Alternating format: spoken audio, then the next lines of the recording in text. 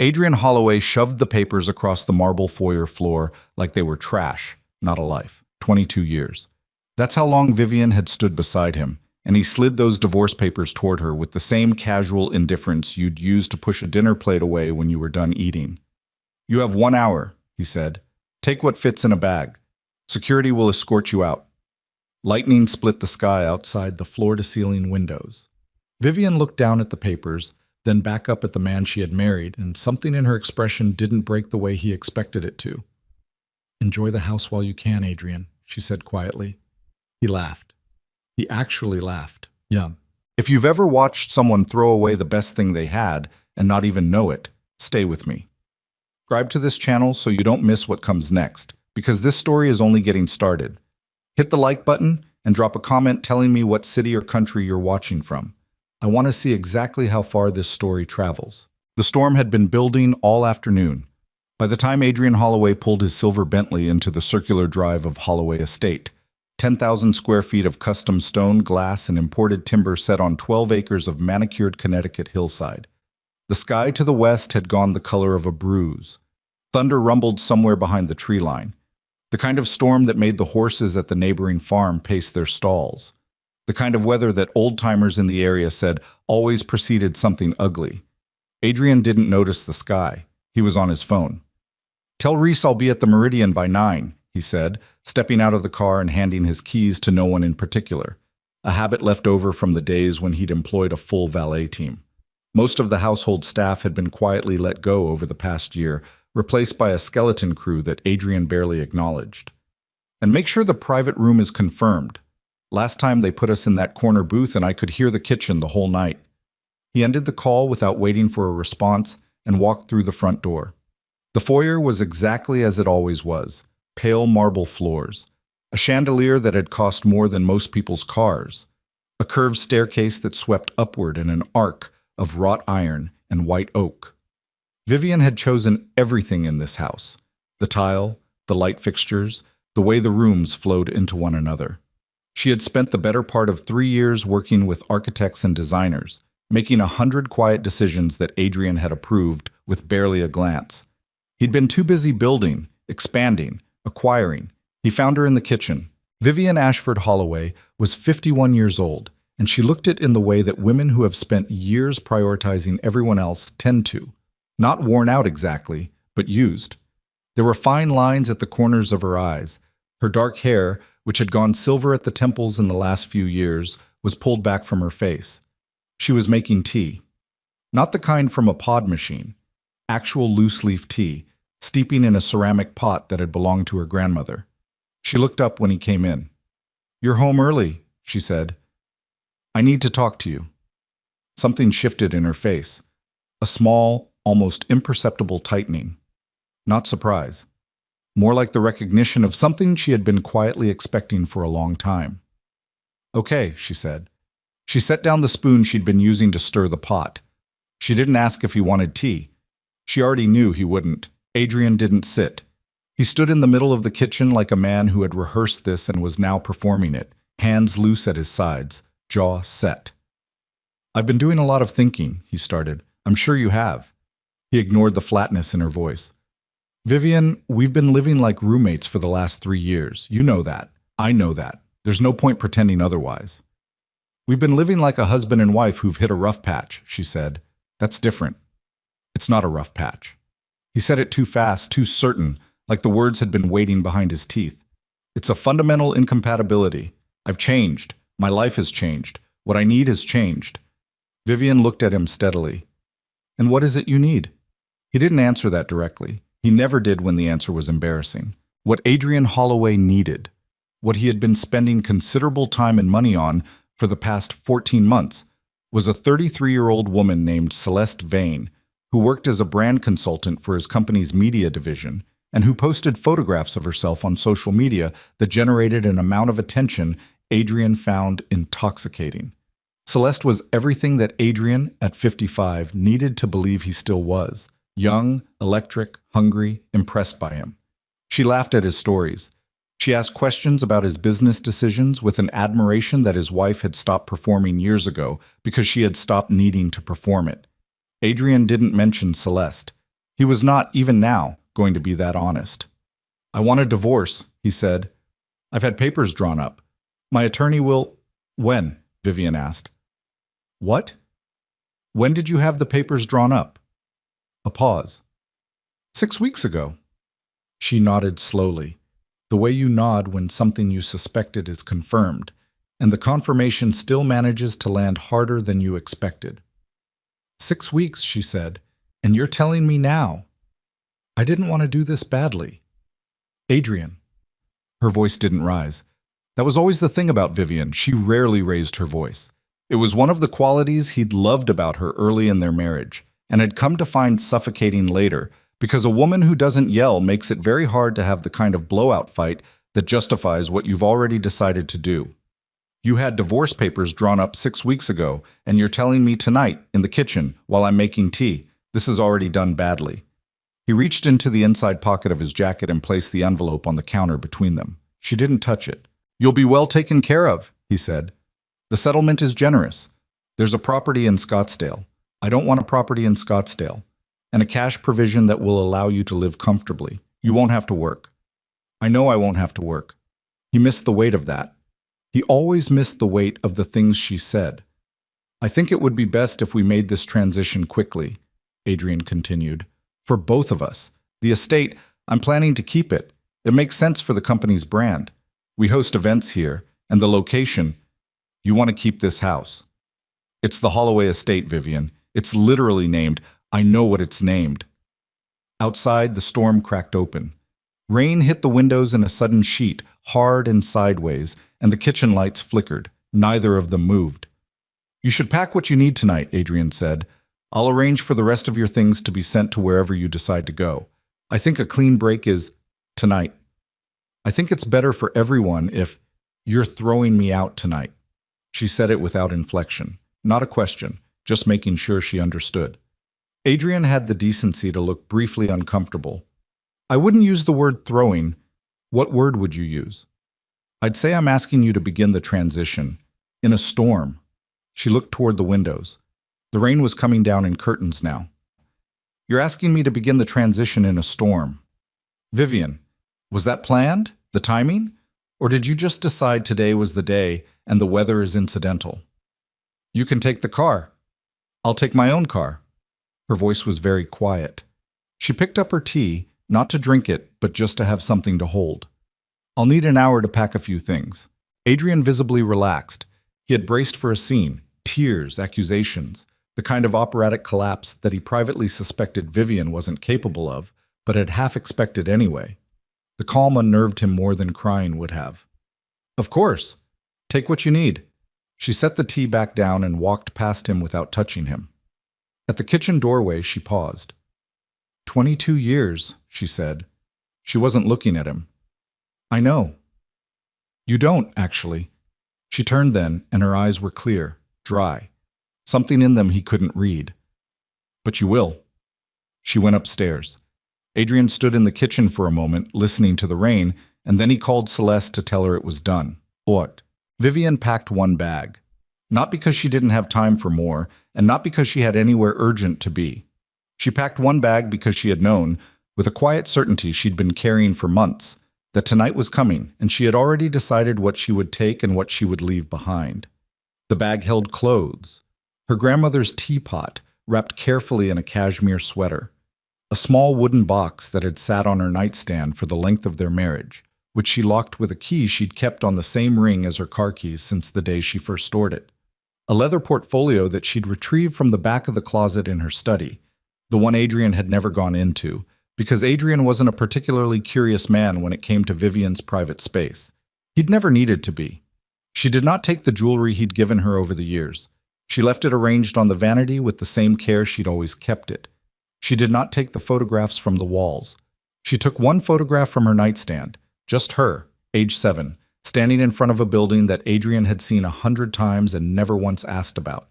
She stood in the bedroom doorway for a moment and looked at the room. The bed they'd shared. The reading chair by the window where she'd spent 1,000 quiet evenings. The rain on the glass. Then she picked up her bag and went downstairs. Adrian was in the study when she came down. He'd poured himself 2 fingers of scotch and was standing at the window with his back to the door, watching the storm. He heard her footsteps on the stairs and turned. He registered the single bag, one small overnight case and the leather portfolio under her arm. "That's everything?" he said. "For now." He felt, without understanding why, a prickle of something that might have been unease. It passed quickly. "I meant what I said. The settlement is fair. My lawyer will be in touch with yours." "He will," she agreed. "And Vivian—" He stopped, tried to find something that would land right. "I hope you understand that this doesn't have to be contentious. I'd like for us to—" "To what?" she asked, genuinely curious. Not hostile, just curious. He couldn't finish the sentence. To be civil? To be friends? To part on good terms, as though 22 years and a betrayal could be compressed into something tidy and mutually agreeable? "I just hope you'll be all right," he said finally. "I'll be fine, Adrian." She walked toward the front door. He followed at a distance, not escorting her, just standing in the foyer, watching. The marble floors, the chandelier, the curved staircase behind him. His. She pulled open the front door and the storm came in. Cold air, rain noise, the smell of wet earth and lightning. She stepped out under the portico. The rain was hammering the stone steps beyond the overhang. Her car, a sensible, older model sedan that she'd kept for years despite his repeated suggestions that she upgrade, was parked to the side of the drive. She turned back and looked at him one last time. "Enjoy the house while you can," she said. He smiled. The smile of a man who has gotten what he wanted and believes that means he's won. "Take care of yourself, Vivian." She walked out into the rain. She did not run. She walked at a steady pace across the wet stone, opened her car door, placed the bag in the back seat, and got in. The engine turned over on the first try. The headlights came on. He watched the car back around in the circular drive and pull out through the iron gates at the end of the path. The gates swung closed behind her. Adrian stood at the open front door a moment longer, the cold air moving around him, and then he closed it. He went back to the study. He finished his scotch. He called Celeste again, and they talked for 40 minutes about her coming to the house. Their house now, he said, for the weekend. He did not think again about the way Vivian had looked at him at the door. That specific quality in her eyes, patient, certain, and entirely without fear. He didn't think about what she'd said. He should have. Adrian Holloway had not come from money. This was something he mentioned often because he needed people to understand what the money meant, what it cost to accumulate, what it proved. He had grown up in a small house in Ohio, the son of a machine shop foreman who worked 6 days a week and still couldn't quite cover everything. College had been 2 years of community school and a lot of part-time jobs before he transferred and clawed his way through a business degree on academic grants and a stubbornness that passed for ambition. He'd met Vivian in his late 20s at a fundraiser for a children's art program, the kind of event that a young man with social ambitions attended because the right people attended it, not because he cared particularly about children's art. She was quiet. She was elegantly dressed in a way that had nothing to do with trying, which he wouldn't understand the significance of until much later. She didn't talk about herself very much. She asked questions and actually listened to the answers, which was rarer than it should have been in rooms like that. He'd found her beautiful in an understated way. He'd found her restful. She was calm where he was not, grounded where he scrambled. What he had not known, in those early days, was who she was. Vivian Ashford had never volunteered the information. She'd given her name, just her name, not the Ashford name the way it carried weight in certain rooms. She let him talk about his plans and his ideas and his relentless forward momentum, and she listened, and when he asked what she did, she said she worked in financial management, which was technically true, in the same way that saying the ocean is technically water is true. She came from one of the oldest, quietest family fortunes in the northeastern United States. Not the kind of wealth that showed up in gossip columns. That was new money, performative money. The Ashford money was the other kind. The kind that had been accumulated across 4 generations with the patience and discretion of people who understood that visibility and power are not the same thing and are sometimes in opposition. They owned land in ways that didn't make the news. They held stakes in companies through holding structures so layered and carefully arranged that only a very dedicated forensic accountant could trace the thread back to the source. They funded things without wanting credit. Vivian had been raised to give without needing to be seen giving. It was not a sacrifice. It was a philosophy, absorbed so young it felt like her own nature. Generosity without ego. Investment without performance. She had fallen in love with Adrian's hunger, his roughness, the way he'd built something out of nothing through sheer refusal to accept that he couldn't.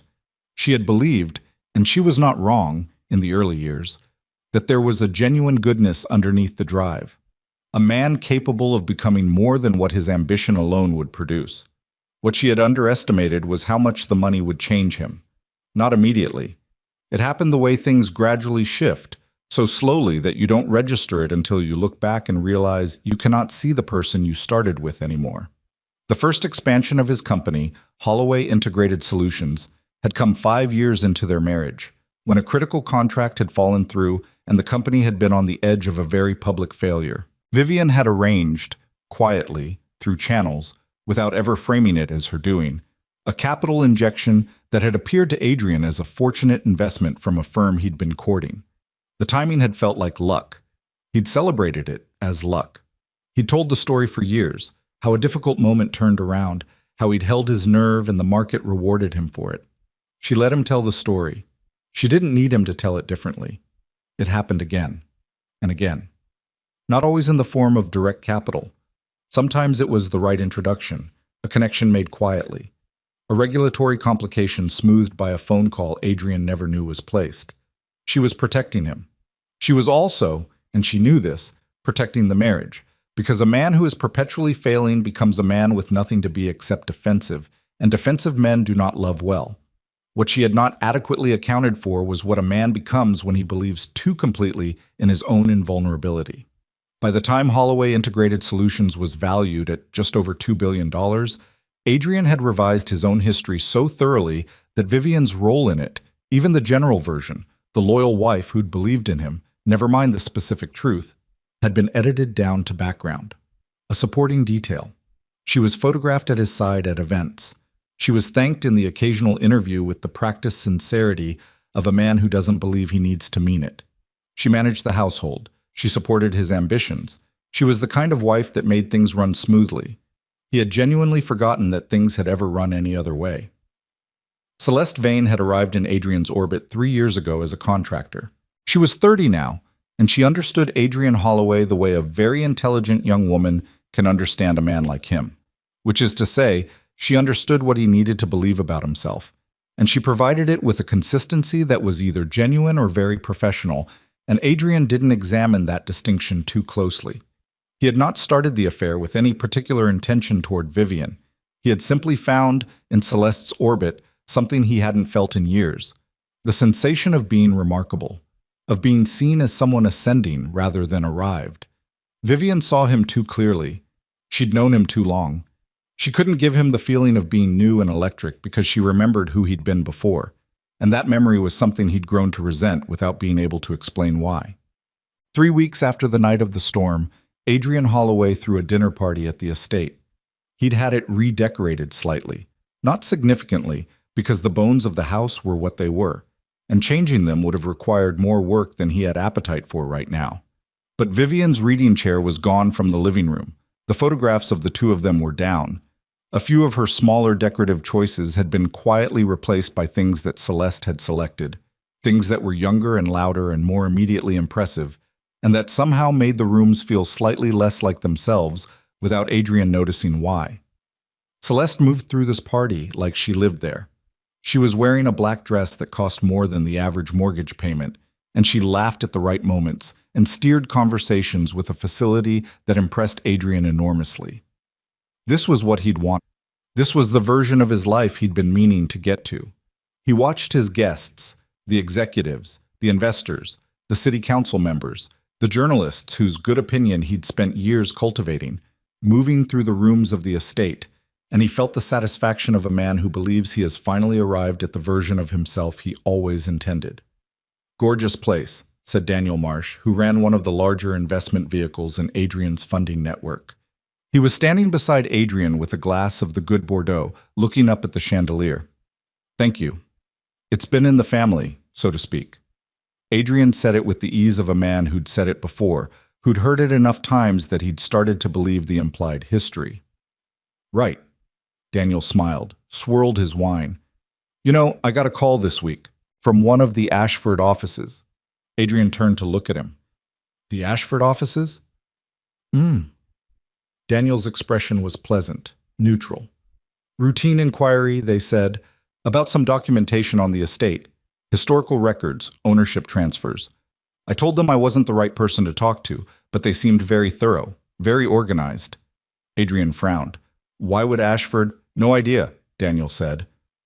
Probably nothing. You know how family offices are. They audit everything constantly. He patted Adrian on the shoulder. Lovely party. He moved away through the crowd. Adrian stood with his wine and looked at the chandelier. He thought about what Vivian had said, standing at the door in the rain. Enjoy the house while you can. He told himself it was nothing. She'd been emotional, hurt. People said things. He looked around at his party, at the guests, at Celeste laughing near the fireplace. He told himself it was nothing, but somewhere beneath the Bordeaux warmth and the lit-up rooms and the sound of easy conversation, something cold had moved through him, quick and gone before he could examine it. He did not know what it was. He would. The call came at 6:47 in the morning, 4 days after the dinner party. Adrian was still in bed. Celeste had stayed over, and she was asleep beside him with the particular boneless ease of someone who had never once in her life worried about a mortgage. When his phone began vibrating on the nightstand, he silenced it without looking. It buzzed again. He rolled over and grabbed it. Marcus Hale, his CFO. Adrian sat up. Marcus did not call before 7 unless something was wrong, and something being wrong at Marcus's level meant something was very wrong at Adrian's level. What is it? He said, keeping his voice low. I need you to come in. Marcus's voice was tight in a specific way, not panicked, but compressed, the way a man sounds when he's working very hard to stay controlled. Early, before the floor opens. Marcus, it's not even Adrian. A pause. Please come in. He was in the car by 7:50. The Holloway Integrated Solutions headquarters occupied the top 4 floors of a glass tower in Stamford, Connecticut, a building Adrian had chosen deliberately for its visibility, its clean lines, the way it looked from the highway. He'd spent a great deal of his life, and Vivian's careful financial architecture ensuring that the building, the brand, the whole gleaming apparatus of his company said exactly what he needed it to say about who he was. The lobby was empty at this hour. The elevator opened onto the executive floor and Marcus Hale was standing there waiting, which was unusual enough on its own. Marcus was 53, Yale-educated, gray at the temples, a man whose emotional register ranged from composed to extremely composed. He looked, this morning, like someone had recently told him some news that he was still in the process of digesting. Thank you for coming, he said. You're scaring me, Marcus. Come to the conference room. There were 2 other people already in the conference room. Donna Price, the company's general counsel, a small, precise woman who had worked with Adrian for 11 years and who Adrian had never once seen look rattled. She looked rattled. Beside her was a man Adrian didn't recognize, late 40s, in a suit that was expensive without being showy, holding a leather folder closed on the table in front of him. Who's this? Adrian said. My name is Richard Fenn, the man said. I'm a partner at Ashford Meridian Legal. We represent the Ashford family office. Adrian sat down. He sat down because his legs suggested, fairly strongly, that standing was no longer the right option. The Ashford family office, he repeated. That's correct. Richard Fenn opened the folder. He did not appear to be in any hurry. Mr. Holloway, I'm going to walk you through some documentation this morning. I want to be clear from the outset that this is an informational meeting. We're not here to be adversarial. We are simply here to clarify the current status of several legal and financial instruments that directly affect your estate, your company's capital structure, and several associated holdings. The room was very quiet. Adrian could hear the ventilation system. What instruments? He said. Fenn turned to the first page of his folder. Let's begin with the property. The estate known as Holloway Estate, located in Fairfield County, Connecticut. You purchased the structure in 2009 for approximately $4.2 million. Is that correct? Yes. The structure, yes. The land beneath it was not included in that transaction. He slid a document across the table. The 12.3 acres on which the estate sits have been held under a 99-year land lease since 1987. The lease has been maintained by the Ashford Land Trust. Monthly lease payments have been made on your behalf through an intermediary account since the date of purchase. You were likely unaware because the payments were structured to appear as a standard property maintenance disbursement. He paused. The lease contains a standard reclamation clause, triggered in the event of material change in household circumstances, specifically dissolution of the primary occupant relationship. Adrian stared at him. You're saying I don't own the land. You own the structure, Mr. Holloway. You have never owned the land. The silence that followed lasted several seconds. Donna Price was looking at the table. Marcus was looking out the window. That's not possible, Adrian said. I had attorneys. I had due diligence. When I bought that property, we went through everything. Your attorneys reviewed what they were given access to, Fenn said. The lease was recorded under a subsidiary holding entity. It was discoverable, but it required a specific title search methodology that most residential property attorneys don't employ for transactions at that price point. It's a gap, not a conspiracy. He said that last part neutrally, as though he'd said it in situations like this before. The reclamation clause was triggered 6 days ago upon the filing of divorce proceedings. The divorce was filed.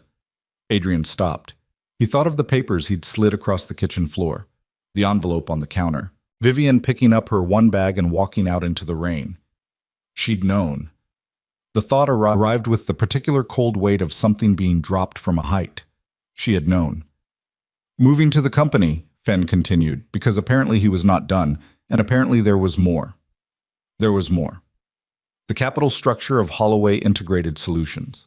The thing Adrian had spent 23 years constructing, the thing he described at every industry event as built from nothing, from his own will and intelligence and refusal to quit, was, as Richard Fenn laid it out across the next 40 minutes, not what Adrian had understood it to be.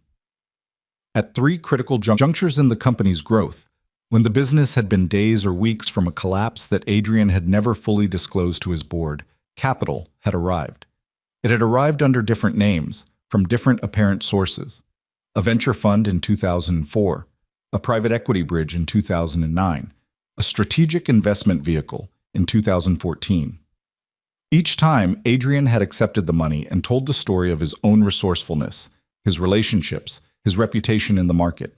Each fund, each vehicle, each apparent investor traced back, through layers of holding structures and subsidiary entities and carefully organized distance, to the Ashford family office. To Vivian. The aggregate investment across those 3 instruments, Fenn said, including interest and the equity positions that were never exercised, represents approximately 41% of the company's current capitalization. Under the agreements governing those instruments, which predate your divorce proceedings, that equity position is now callable. Adrian looked at Marcus. Marcus was still looking out the window. Callable, Adrian said. The Ashford family office is not calling it, Fenn said, at this time. However, per the agreements, they are entitled to request a full operational and financial audit as a condition of any renegotiation. That audit has been initiated. Initiated by whom? Adrian said. By whom? My board hasn't approved any. Your board was notified at 6 this morning, Donna Price said. And there was something very careful in her voice. The voice of a lawyer who understands exactly how bad the situation is and is choosing each word with the deliberateness of someone crossing ice.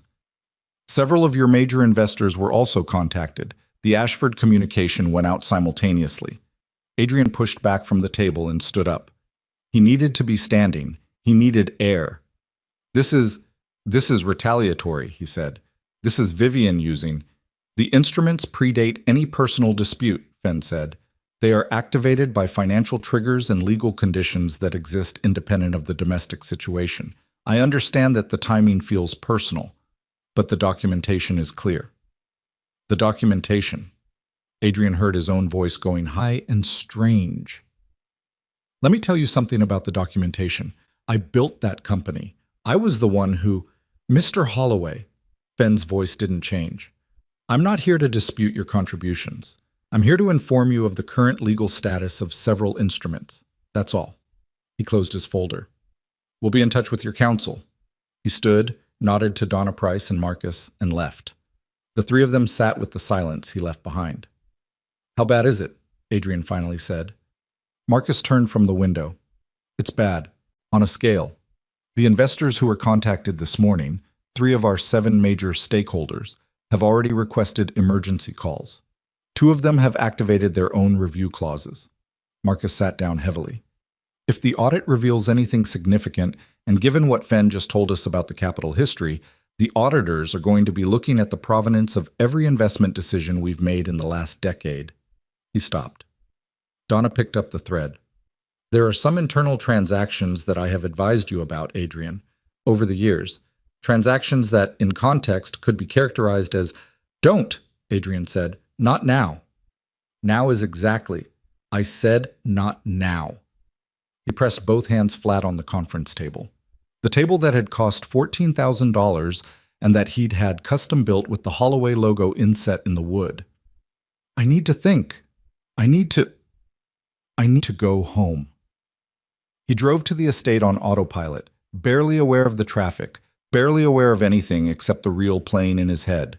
Every deal, every close call, every miraculous rescue that had felt like his own doing. The venture fund in 2004. He remembered the night that came through. He'd poured himself a glass of scotch and called his college roommate and said, "Man, I just needed one break and I caught it." He'd believed that. He'd believed it completely. He pulled through the gates of the estate and up the circular drive and got out of the car and stood in front of the house. His house. The structure. The structure he owned. Not the ground it stood on. He went inside and walked through the rooms, the marble foyer, the chandelier, the curved staircase. And they felt different. Not visually different. The same rooms, the same objects. But the quality of light had changed in some way he couldn't have described. The way a place feels different after you've learned something about it that reorders what you thought you knew. He stopped in the living room, in the space where Vivian's reading chair used to be. They'd replaced it with a sleek low sectional that Celeste had picked, and standing there looking at it, Adrian suddenly, irritatingly, could not stop seeing the chair. He needed to call Vivian.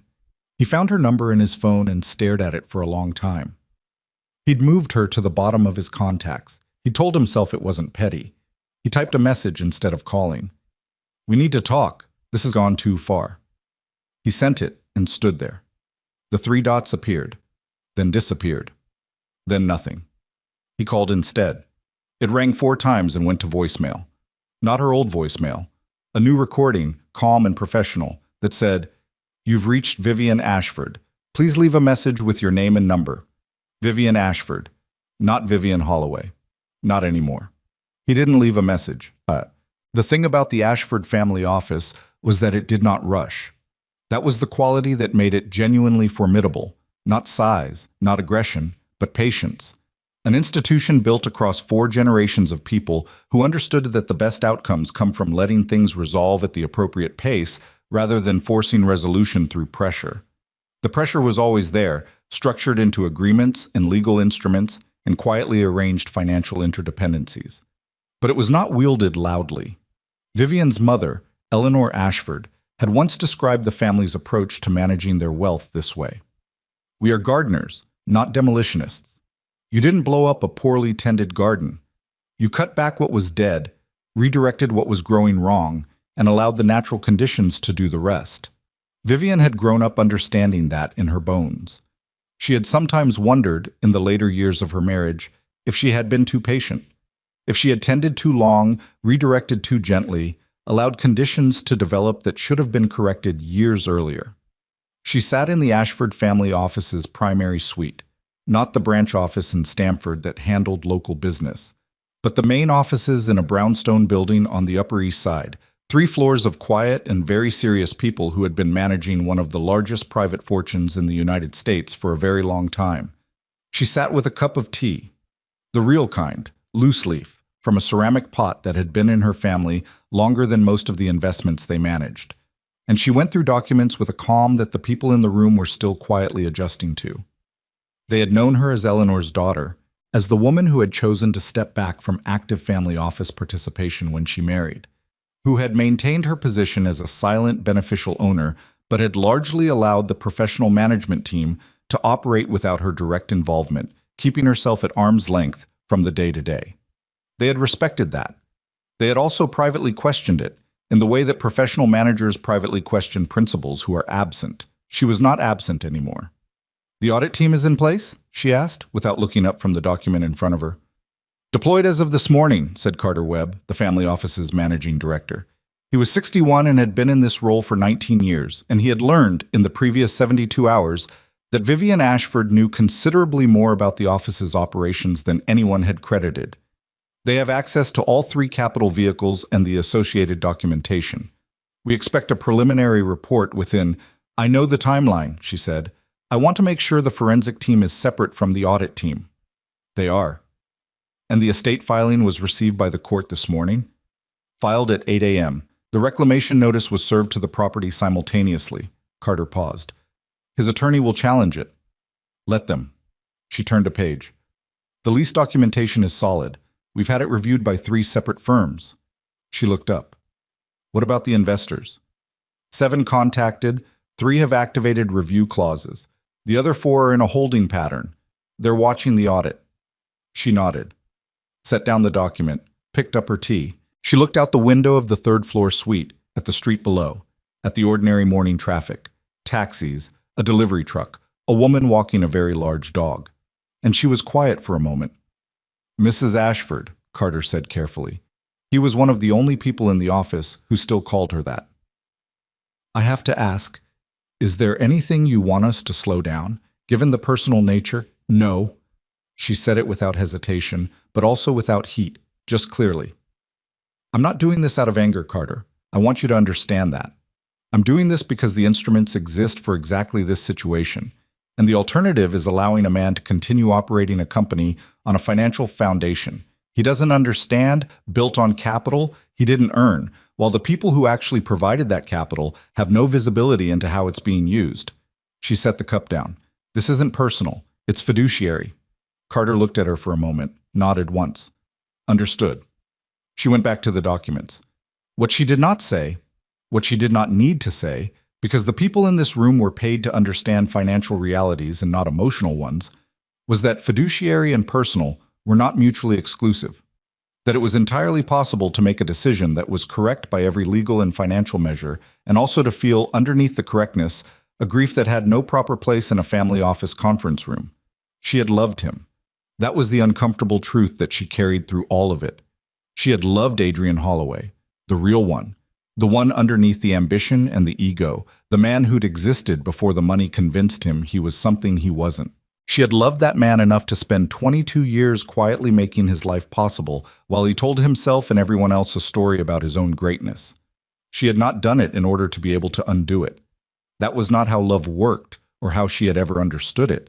She had done it because she believed in him, and because she had been raised to give without requiring credit, and because the marriage had been, for a long time, something real. The part that had ended it was not, in the end, Celeste. It was not the affair, although the affair was its own particular wound. It was what had come before the affair, the years of incremental erasure, the way Adrian had learned to look through her rather than at her, the way her opinions had become things to be tolerated rather than heard, the way he'd started introducing her at industry events with a proprietorial pride that had nothing to do with who she actually was. My wife, Vivian, as though she were an acquisition, as though the context she existed in was his. She had decided to leave before she knew about Celeste. She had been planning it quietly for months, which was why the letter was ready, why the attorneys were briefed, why the instruments were primed. The divorce papers he had slid across the kitchen floor had been almost a relief. He had done the thing she'd been preparing for, and now she could stop preparing and start moving. She was moving. Her phone was on the table beside the documents, face up. She could see the message he'd sent. "We need to talk. This has gone too far." And she looked at it the way you look at something that demands a response you're not prepared to give yet. She would respond. She was not going to be cruel in her silence, but she was not going to respond to a panicking man on his timeline. She let it sit. The reclamation notice arrived at the estate by courier at 11:45 that morning. Adrian was still there. He'd sent Celeste home hours ago, when it became clear that his mood was not something she was equipped to navigate, and that her suggestions, maybe talk to a different lawyer, could you negotiate, were making him want to put something through a wall. The courier was a young man in a blue jacket with a messenger bag, entirely ordinary, who handed Adrian a sealed envelope and asked for his signature and left. Adrian stood in the foyer and opened it. The letter was 3 pages. Dense, formal language, the kind that lawyers write when they want there to be no ambiguity whatsoever. He read it twice and understood perhaps 60% of it, which was enough. The land beneath the estate was being reclaimed by the Ashford Land Trust effective in 30 days, pursuant to the reclamation clause in the original lease agreement. He was being formally notified. His legal options were outlined, briefly, with the particular courteous brevity of a document written by people who believe the legal options available are not likely to be productive. He sat down on the bottom step of the curved staircase. The staircase Vivian had designed in the house she had helped build on the land she had never stopped owning, and he held the letter in both hands and looked at the marble floor. The chandelier above him was her choice. The floors were her choice. The layout of every room, the way light moved through the house in the afternoon, the garden visible through the back windows that she'd planned with a landscape architect over the course of 8 months. All of it was hers in ways that went so far beyond legal ownership that the word ownership felt like it was missing the point entirely. He had thrown her out of her own house. That thought arrived with a specific physical quality, the kind of understanding that comes not from the mind but from somewhere lower in the body, the place where shame actually lives before the mind has a chance to reframe it. He had thrown her out of her own house, and she had walked out calmly, and she had looked at him from the doorway in the rain and said, "Enjoy the house while you can," and he had laughed. He had laughed. His phone rang. It was Daniel Marsh, the investor who'd mentioned the Ashford call at the dinner party. 3 weeks ago, that mention had felt like a minor conversational detail. Adrian looked at the name on the screen and knew that whatever Daniel had to say was not going to be a minor conversational detail. He answered. Adrian. Daniel's voice had changed since the party. The warmth was still technically present, but it had gone thin, the warmth of a man who is being careful rather than genuine. I've been talking with my partners this morning about the review situation. Daniel, I can explain the capital history. I'm not sure that's necessary right now, Daniel said. What's necessary right now is that my partners and I understand the current structure, the actual current structure. So I need to ask you directly, because I think you're the only person who can give me an honest answer. A pause. Did you know about the Ashford involvement? Adrian opened his mouth, closed it. Adrian. No, he said. I didn't know. The silence on the other end of the line was only a few seconds long, but it contained multitudes. Okay, Daniel said. Okay, I believe you. But that presents its own problem, doesn't it? Because if the CEO of the company didn't know that 41% of his capital base came from a single-family office, operating through multiple obscured vehicles, then there are questions about governance that we have to. I understand. We're not pulling out, Daniel said. Not yet. But I need you to know that the audit has to be clean. If the auditors find anything that looks like deliberate misrepresentation of the capital structure, I can't protect you from what my partners will do. The audit will be clean, Adrian said. After he hung up, he sat for a long time on the bottom step of the staircase, in the quiet of the house, and thought about what Donna Price had been trying to say in the conference room that morning before he'd cut her off, about internal transactions, about characterizations. He thought about the things he'd done over the years that he'd told himself were aggressive but smart, were the kinds of moves that successful people make, were justifiable in the context of building something. He thought about them now in the context of a forensic audit conducted by people who worked for Vivian Ashford. He called Donna Price. Tell me, he said, about the internal transactions. She told him. By the time she was finished, the afternoon light had moved across the marble floor, and the room had gone dim and cold. And Adrian Holloway sat in the house he didn't own, on the land he had never owned, and understood for the first time the precise dimensions of the trouble he was in. Donna Price did not sugarcoat things. It was, Adrian had always thought, her most valuable quality as a lawyer and her least comfortable quality as a person to be around.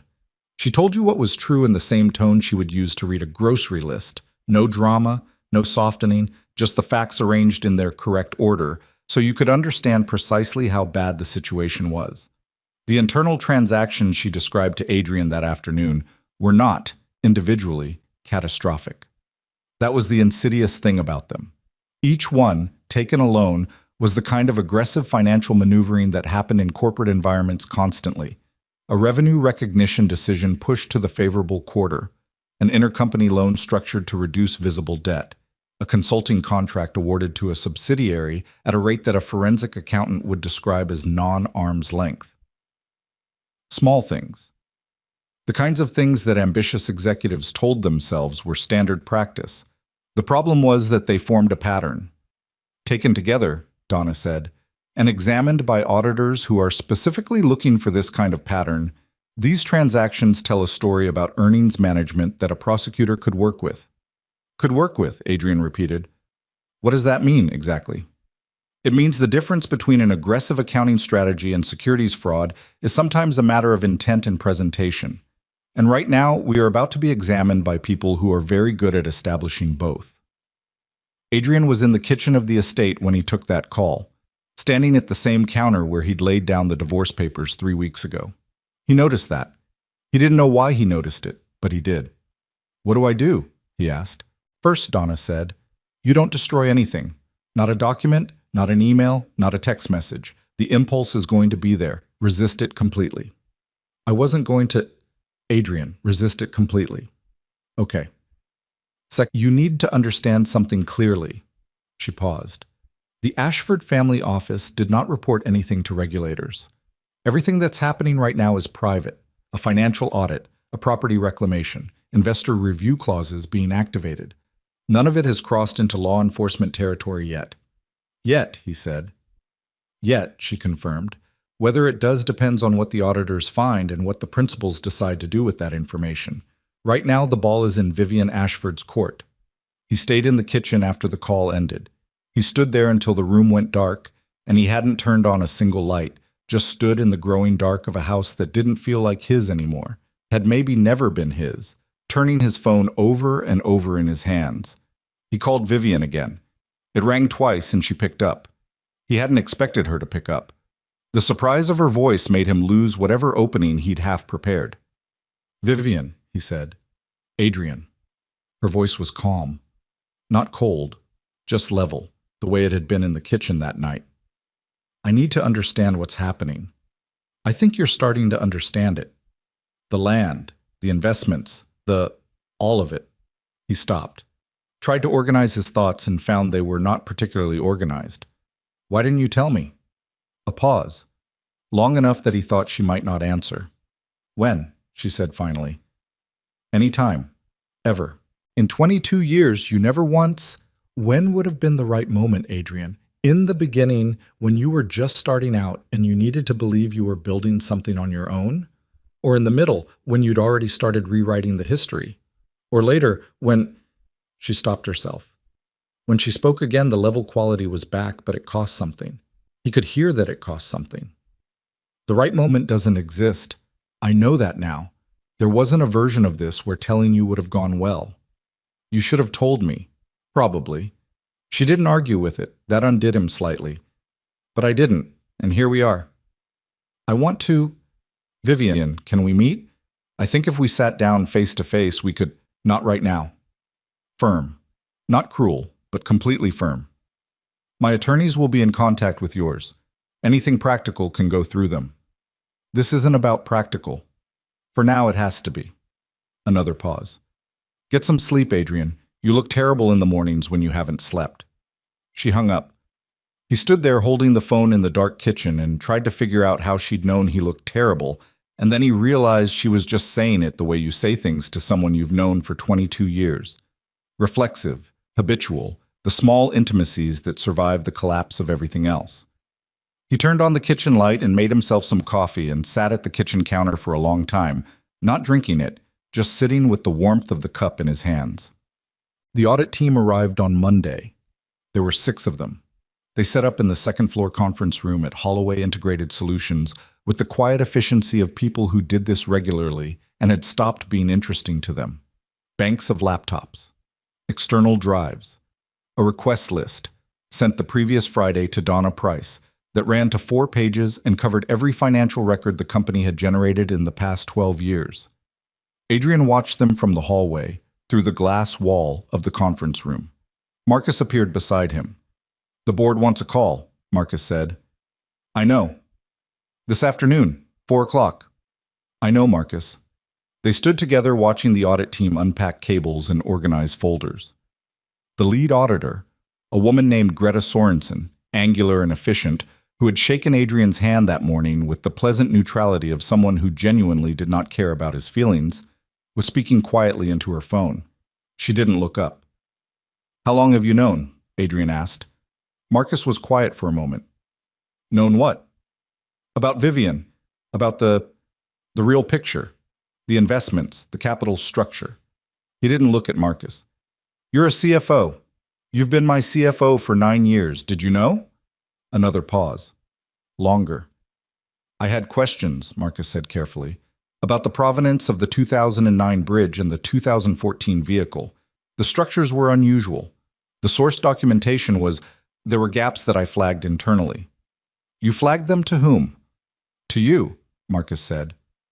In a memo, 2015, you told me the documentation was sensitive for competitive reasons and that I should let it rest. Adrian remembered that memo. He remembered reading it and feeling a flicker of something uncomfortable and filing it away where uncomfortable things go. I didn't know what I was telling you to let rest, he said. I understand that now. Did you suspect? Marcus was quiet long enough that the answer was clear before he spoke it. I suspected there was something I wasn't seeing clearly. I didn't know what it was. He turned and looked at Adrian directly. I didn't dig, Adrian. That's the honest answer. The returns were good. The company was performing. I didn't dig. It was a small honesty in a week of large ones, and Adrian appreciated it in the way you appreciate someone admitting to a small failing when everything around you is catastrophic. It was at least real. He went to his office and closed the door and sat behind his desk and looked at the wall where his framed Forbes profile hung. Adrian Holloway, Building the Future from the Ground Up. A headline he'd approved enthusiastically, a story he'd shaped, not technically lied in, but curated with the precision of someone who understood that the stories powerful people tell about themselves are assembled, not discovered, from the ground up. He looked at that headline for a long time. Whoa. The board call was 14 minutes long, which was much shorter than it should have been. When a board call is shorter than expected, it means the outcome has already been decided before the call begins. Adrian was asked, the word used was asked, but the meaning was told, to step back from day-to-day operational leadership while the audit was ongoing, a non-executive chairman's role temporarily. Marcus would take interim operational control. The board's language was careful and not unkind, but it was clear, and Adrian had been in enough boardrooms to know when a room had already moved on from a person. This is temporary, said the board chair, a man named Gerald Park, who had been on Adrian's board for 7 years, and who was speaking with the measured care of someone who has spoken to a lawyer very recently. It's a protective measure, for the company and for you. For me, Adrian repeated, the optics of the CEO being present during an audit of this nature. I built this company, Adrian said.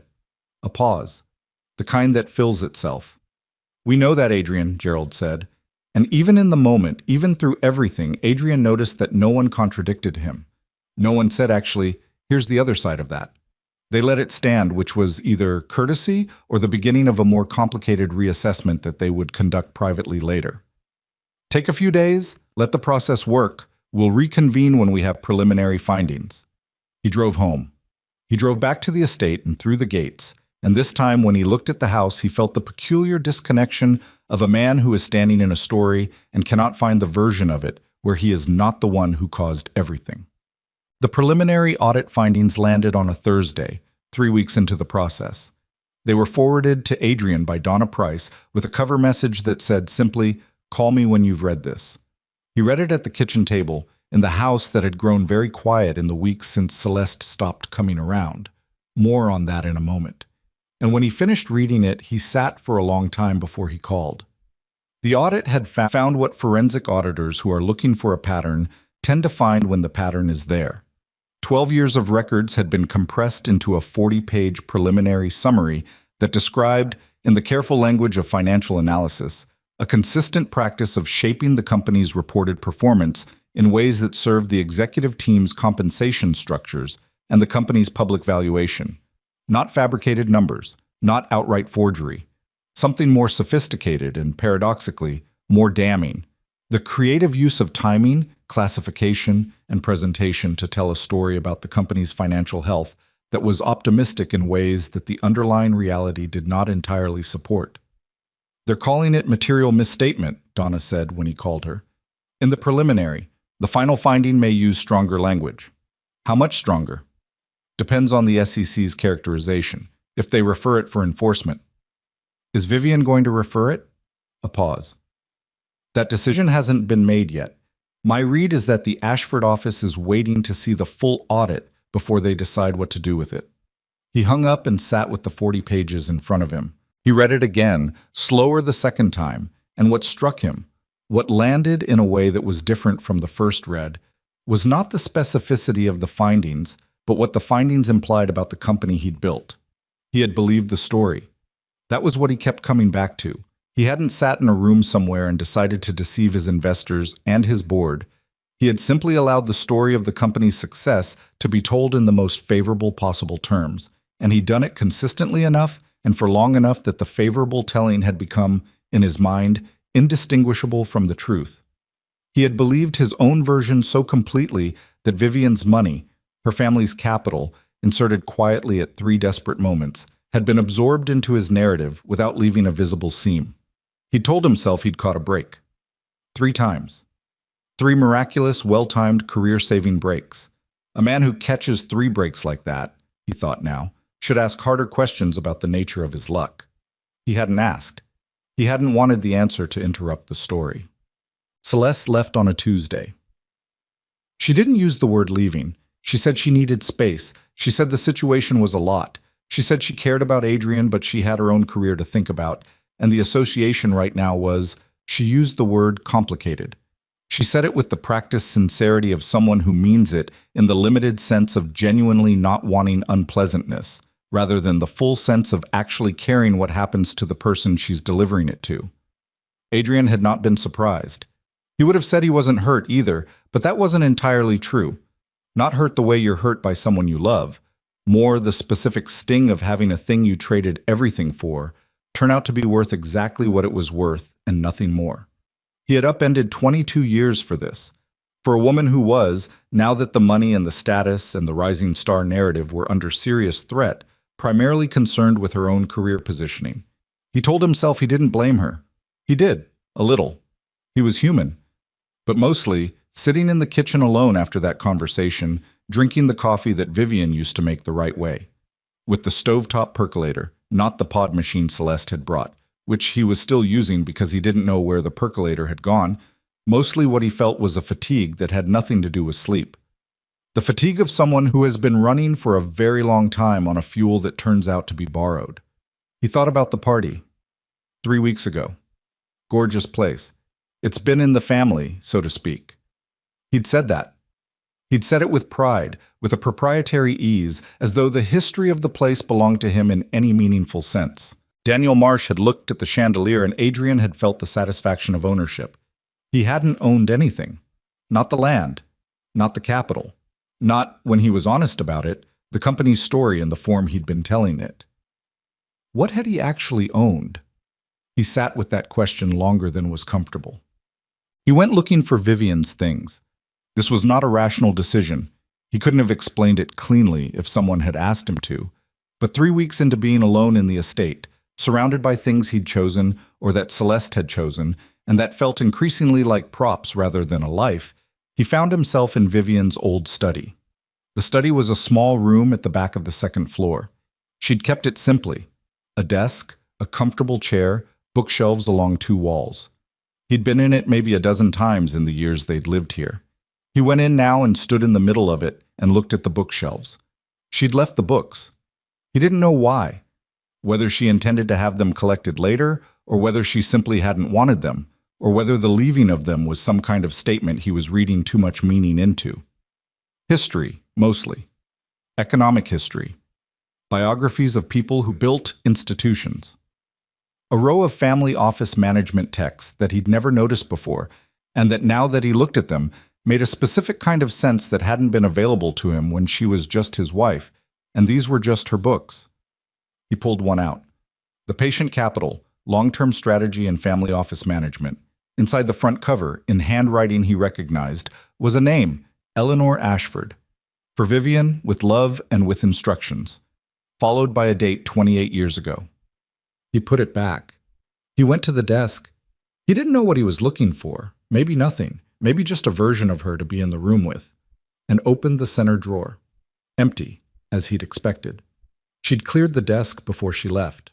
All her working materials, whatever she'd kept there, gone. But in the bottom left drawer, pushed to the back, he found something she'd either missed or left deliberately. A folder. Pale green, the kind of inexpensive folder you buy in bulk and use for things you file and forget. He opened it. Inside were copies of documents, not originals, copies, the kind you make for your own records. He scanned the first page and felt the room shift under him slightly, the way it had felt in the conference room when Richard Fenn had opened his folder. The documents were records, personal financial records, organized chronologically, covering the past 15 years. But they weren't Vivian's financial records, or rather, they weren't only hers. They were records of every significant intervention she had made in Adrian's business and personal financial life. The 2004 capital injection, laid out with the actual routing. The 2009 bridge, with the entities identified. The 2014 vehicle. But also smaller things, things he hadn't even known to look for. A loan guarantee made on his behalf for the lease of the original Holloway Integrated Solutions office space, before the company was big enough to qualify on its own. A settlement paid quietly when a former employee had threatened a discrimination lawsuit that Adrian had never known reached the settlement stage. A regulatory fine absorbed through a subsidiary that would have appeared on the company's public record and damaged its standing with two key clients at a critical growth moment, page after page.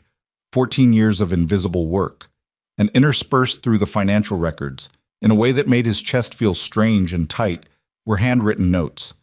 Not many. Vivian was not a person who wrote in margins or kept a diary in any obvious sense, but here and there, in the spaces, small notations in her handwriting, a date and a brief description, and sometimes, just sometimes, a few words that were not financial notation but something else. He doesn't know. That's fine. He just needs to get through this quarter. Called Marcus. Didn't identify myself. He'll see it as a market correction. That's best. The settlement is clean. He'll never see it in the books. He shouldn't have to carry this. He sat down on the floor of the study. He sat on the floor because the chair was too far, and his legs had made a decision without consulting him, and he sat there with the folder in his lap and read every page. It took him an hour and 40 minutes. When he was done, he sat for a while longer without moving. He could hear the house around him, the ventilation, the settling sounds that old buildings make, the distant sound of wind against the windows, the same sounds he'd lived with for years without hearing them. He shouldn't have to carry this. She had written that about a problem she'd solved for him, invisibly, so that he would never know it had existed. She had not written it with bitterness or with the ledger-keeping quality of someone storing up a debt. She had written it the way you write a note to yourself about a practical decision. A person who matters to you has a problem. You solve it. You don't make them carry it. He had made her carry everything alone for 22 years, and she had done it without complaint because that was the person she was. And he had looked at her quietness and her steadiness and her patience and interpreted it as smallness. He had looked at the most substantial person in his life and concluded she wasn't impressive enough. The grief that moved through him then was not entirely clean. It was mixed with self-pity and with the kind of anger you turn on yourself when you can't justify turning it anywhere else. And it was messy and uncomfortable and didn't resolve into anything useful. He didn't cry. He wanted to in a distant way, but the feeling was too large and too entangled to come out as something as simple as tears. He just sat on the floor of her study with the folder in his lap and understood for the first time the actual shape of his life. He called her again, 2 days after the study. He'd thought about what to say for 48 hours, and he still didn't have it right. But he was done waiting until he did. She picked up on the third ring. "I found the folder," he said. No preamble. "In your study. The records." A pause. A long one. "I know," she said. "You left it there deliberately." "I wasn't sure I did at the time. I've thought about it since." A beat. "Maybe." "Vivian," he He stopped, started again. I read all of it. I know. Why? He couldn't get the sentence to go where he needed it to go. Why didn't you ever, even once, even when I was being... He stopped again. Because it would have changed things, she said simply. And not in the way you think. It wasn't about you owing me. I never wanted that. If you'd known, you would have felt...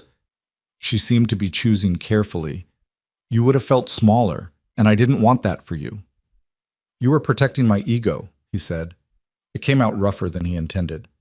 I was protecting your confidence, she said. There's a difference. Ego is what you built after. What I was protecting was the thing underneath. The part of you that was genuinely afraid you weren't enough. Because you weren't, sometimes. And that was okay. That was human. But you needed to believe you were, in order to keep going. She paused. I think I enabled something I shouldn't have in the end. I think I protected you from things you needed to bump up against. He didn't have an answer to that. I'm sorry, he said. The words felt entirely insufficient and also like the only true thing he'd said in months. She was quiet for a long moment. I know you are, she said. I want to fix this. Vivian, if there's any... I know the divorce is... Adrian. Her voice was gentle but absolutely certain. No. I'm not the person who... You are, though. That's what I've had to accept. Not cruel.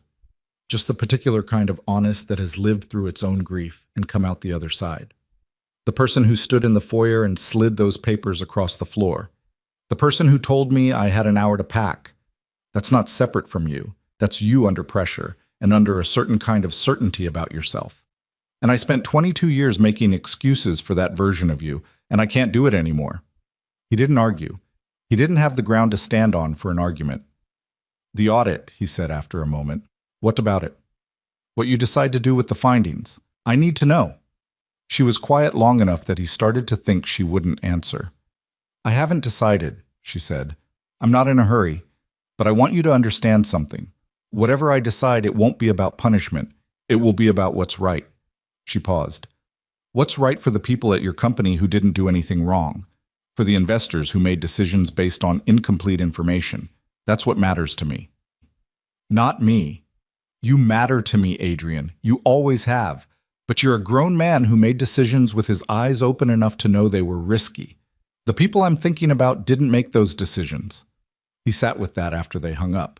Sat with the particular weight of being loved and held accountable in the same breath. She had never stopped doing it. Even now, even from this distance, she was not executing revenge. She was simply being Vivian, who had always done what she believed was right, even when it cost her, even when no one was watching. He had mistaken that for weakness, for so long that the recognition of its actual nature felt like learning to see after years of assuming the light was fine. Outside, the sky was doing what Connecticut skies do in November, going flat and gray and heavy, with the promise of weather. He stood at the window of the study where he'd sat on the floor and held her records and looked out at the garden she'd designed. The garden that was better than anything he would have thought to want, bare-limbed now and waiting for spring that was months away. He had no idea what came next. That was new. For the first time in 23 years of forward motion and strategic planning and the relentless construction of the next version of his life, Adrian Holloway had no idea what came next. And the not knowing sat in him like a stone, heavy and cold and entirely his own. The 30-day notice on the estate expired on a Wednesday. Adrian knew the date the way you know the date of a medical procedure you've been dreading. It lived in a specific corner of his awareness, unavoidable, coloring the days that led up to it. He'd spent those 30 days in the house in a state that wasn't quite denial and wasn't quite acceptance, but was somewhere in the uncomfortable middle.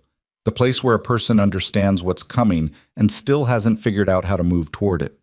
His attorney, a corporate litigator named Stuart Kell, who charged $480 an hour, and who had reviewed the land lease documentation with the thoroughness of someone who suspected he was going to lose but needed to be certain, had delivered his assessment 2 weeks into the notice period. The lease is solid, Stuart said. They were on the phone. Adrian was in the kitchen again, always the kitchen, standing at the counter like he was waiting for something. The reclamation clause is clearly written, the triggering event meets the definition, and the Ashford Land Trust standing is unambiguous. I can file a challenge, but I want to be honest with you about the odds. What are the odds? We'd be arguing that the lease was not properly disclosed at time of purchase, which is true in a technical sense. It was recorded under a subsidiary entity and required a specific search methodology.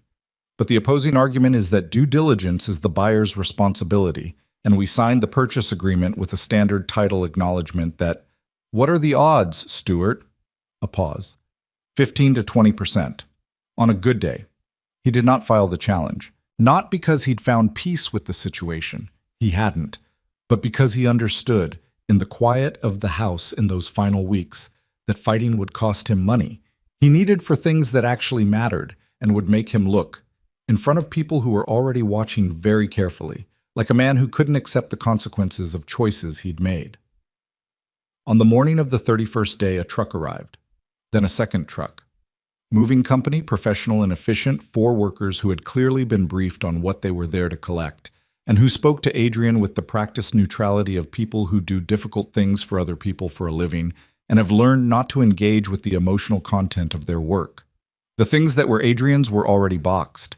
He'd done that himself over the previous 2 weeks, in the slow and surprisingly clarifying process of sorting through what belonged to him and what belonged to the house. His clothes, his personal files, the Scotch collection, which he'd wrapped individually with more care than he'd used on almost anything else, and which he felt briefly embarrassed about. Some artwork he'd purchased independently. The custom-built conference table from the study that he left, partly because it would have cost more to move than it was worth, and partly because he couldn't look at the logo inlaid in the wood without feeling something he didn't want to keep feeling. By early afternoon, the truck was loaded. He walked through the empty rooms one last time. The marble foyer, the chandelier catching the flat November light, the curved staircase, the kitchen with its commercial-grade appliances and the particular quality of light through the windows that Vivian had specifically oriented the house to catch in the mornings. Air and waiting. He stood at the front door for a moment. The iron gates at the end of the drive were open. His car was packed. He left. He didn't say anything to the house. He wasn't the kind of man who talked to empty rooms, but he pulled the front door closed behind him with a care that was more deliberate than the moment required, and he stood on the stone steps for just a moment in the cold November air, looking at the property, the land, the garden, the sky above the tree line, before he walked to his car, got in, and drove through the gates. The gates closed behind him, the same way they had closed behind Vivian 6 weeks before. He moved into a corporate apartment in Stamford, 41st floor, furnished, the kind of place designed for executives in transition, meaning the kind of place designed for people whose lives are temporarily between one version and another, who need somewhere functional to be while they figure out what comes next. It had a good view and very little personality, and Adrian, who had lived in one of the most individually designed homes in Fairfield County, found the blankness either restful or depressing, depending on the hour. He was not sleeping well. That was not new. The sleep had been bad since the night of the storm, since the conference room with Richard Fenn, since the floor of Vivian's study. But it had worsened since the move. The city sounds were different from the estate's silence. He'd lie awake in the corporate apartment's aggressively neutral bedroom, and his mind would run the same loops it had been running for weeks. The audit findings, the board call, Vivian's voice saying you are, though that's what I've had to accept. Until 3 or 4 in the morning, when exhaustion finally outweighed the noise in his head. It was during one of those nights, around 2 a.m. on a Thursday in late November, that he made the decision that would define the next several months of his life in ways he could not have predicted and would not have chosen. He decided to go back to the estate. Not permanently. Not even for long. He told himself, lying in the dark of the 41st floor, that he needed documents. There were records in the study that he hadn't taken with him, business files that predated the company's digital archive, and that he might need if the audit escalated. He told himself this with the conviction of a man who very much needs to believe his own explanation for why he is getting out of bed at 2 in the morning. He dressed, drove through the empty Connecticut darkness, and parked on the service road that ran behind the estate's eastern border. Not the main drive, because the main drive now had a property management company's lockbox on the gate, and he didn't have a code. He knew the property well enough to know there was a gap in the perimeter fence along the eastern tree line, near the old garden shed, where the fence had been damaged by a fallen branch 2 years ago and never properly repaired. He felt climbing through that gap in the fence, approximately as dignified as he had ever felt in his life. Which was to say, not very. The house was dark. The property management company had changed the exterior lock codes. He'd expected that. But they had not, as he'd also expected, changed the code on the basement utility entrance, which was on a separate older system that was easy to overlook in a property handover. He'd remembered that during one of his 2 a.m. ceiling-staring sessions. The code still worked. He went in through the basement, up the interior stairs, into the kitchen. Being in the house at night, in the dark, after weeks of absence, was strange in a way he hadn't anticipated. The rooms were the same rooms, the bones of the house were unchanged. But the things he'd left behind, the furniture he hadn't taken, the artwork on the walls, the kitchen equipment, all of it had the displaced quality of objects that have been waiting in a place they no longer entirely belong. He had his phone's flashlight because he didn't want to turn on the main lights and be visible from the drive. He went upstairs to the study. The study was as he'd left it after the day he'd sat on the floor with Vivian's folder. He'd put the folder back in the drawer when he left. He wasn't sure why, some instinct about leaving things where he'd found them. He opened the desk drawers now, looking for the business files he'd told himself were the reason he was here. They weren't there. Of course they weren't there. He'd packed everything important weeks ago. There was nothing in this desk that he needed. There had never been anything in this desk that he needed. He stood in the study in the dark with his phone's flashlight casting shadows on the bookshelves and admitted to himself quietly and without much drama that he had broken into this house because he was not handling things well, and he had no better idea what to do at 2:30 in the morning than to come back to the last place where his life had made sense to him. He should have left then. He would tell himself later that he should have left then. Instead, he sat in Vivian's old desk chair. It was still there. The property management company had left the study furniture. And he stayed for a while. He looked at the bookshelves. He looked at the row of family office management texts. He pulled out the one Eleanor Ashford had inscribed and held it in his hands without opening it. He was still sitting there when his flashlight, moving across the lower shelf, caught something he hadn't noticed before. A small cardboard box, shoved to the back of the bottom shelf behind a row of standing books. He pulled it out. It was sealed with packing tape, his name written on the top in Vivian's handwriting. He stared at it for a long moment. He opened it. Inside was a collection of items that had no obvious organizing logic until, sitting there in the dark of the study, with his phone's flashlight angled at the box's contents, he understood what they were. Letters. A substantial stack of them, held with a rubber band, handwritten, on personal stationery, in Vivian's handwriting but never sent. He could tell they'd never been sent because they still had their intended opening lines intact, the kind of opening you'd revise if you were going to actually give the letter to someone. Beneath the letters, a small leather book, a personal journal, slim, the kind you buy at a paper goods store without much thought, and beneath that, a collection of photographs he'd never seen, not photographs of them together. He had plenty of those. These were photographs of Vivian alone, or with people he mostly didn't recognize, from what appeared to be a period before they'd met. A younger version of her, caught in moments of what looked like genuine ease, laughing at something off-camera, walking through a building he'd never been in, sitting at a large conference table with a posture of total authority that stopped him completely. He had never seen Vivian sit like that. She had never, in his presence, taken up space with that particular quality. The settled certainty of someone who knows exactly where they belong and has no need to establish it. He understood why.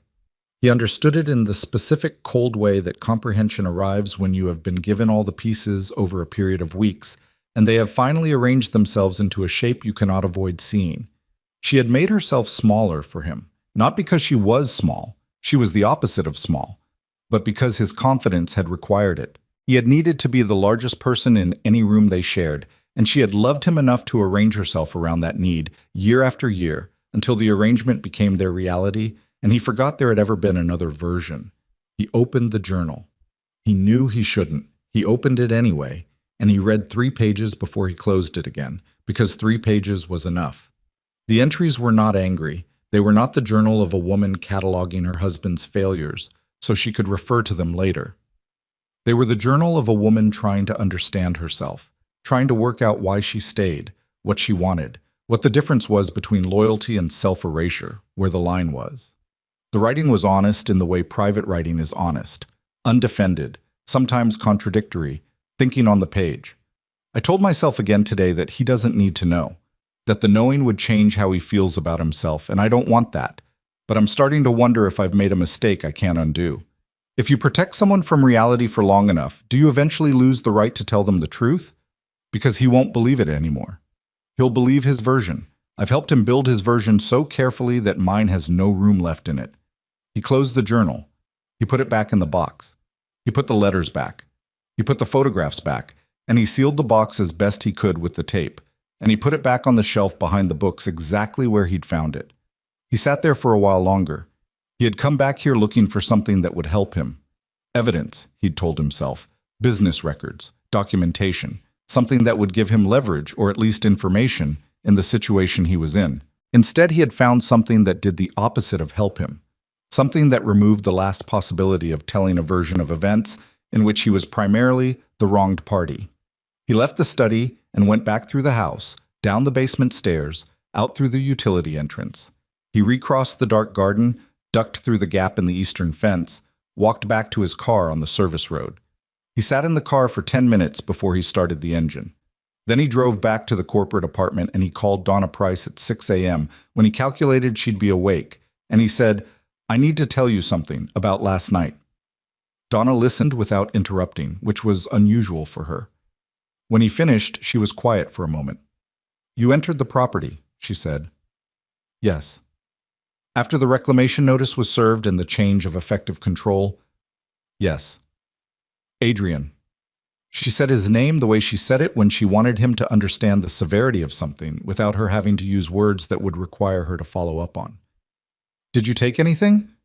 "No, I put everything back exactly as I found it." "Did you disturb anything?" He thought about the box, the letters, the journal.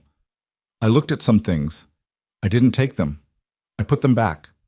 Another pause, longer. "The property management company logs the utility door codes," she said. "Entry will be on record." "I know." "Which means if Vivian's attorneys choose to pursue trespassing—" "I know, Donna." "Why are you telling me this?" He looked out the window of the corporate apartment at the Stamford skyline going gray in the early morning. "Because you told me not to destroy anything, and I didn't.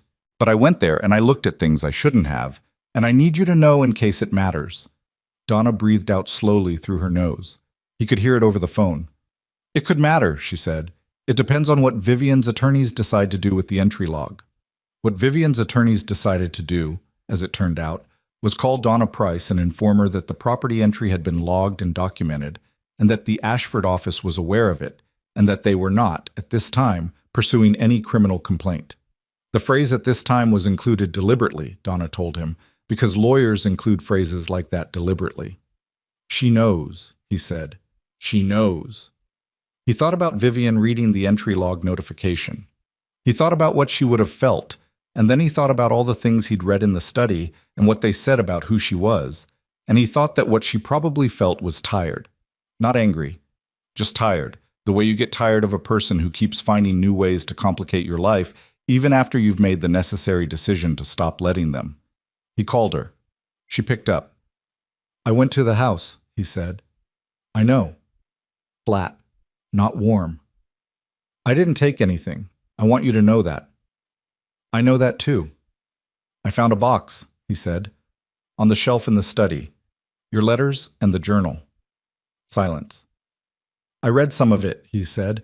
"I know I shouldn't have. I'm sorry." The silence continued long enough that he wasn't sure she was still there. Then, "What did you read?" 3 pages of the journal." He paused. "Enough." She didn't say anything.